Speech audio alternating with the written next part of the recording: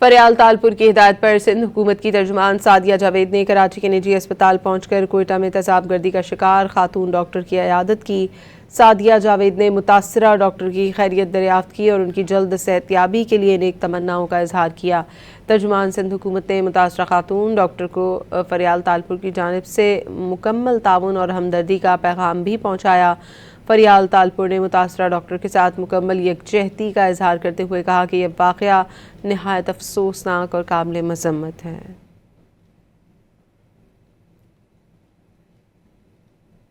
فریال تالپور کی ہدایت پر سندھ حکومت کی ترجمان سعدیہ جاوید نے کراچی کے نجی اسپتال پہنچ کر کوئٹہ میں تیزاب گردی کا شکار خاتون ڈاکٹر کی عیادت کی۔ سعدیہ جاوید نے متاثرہ ڈاکٹر کی خیریت دریافت کی اور ان کی جلد صحت یابی کے لیے نیک تمناؤں کا اظہار کیا۔ ترجمان سندھ حکومت نے متاثرہ خاتون ڈاکٹر کو فریال تالپور کی جانب سے مکمل تعاون اور ہمدردی کا پیغام بھی پہنچایا۔ فریال تالپور نے متاثرہ ڈاکٹر کے ساتھ مکمل یکجہتی کا اظہار کرتے ہوئے کہا کہ یہ واقعہ نہایت افسوسناک اور قابل مذمت ہے۔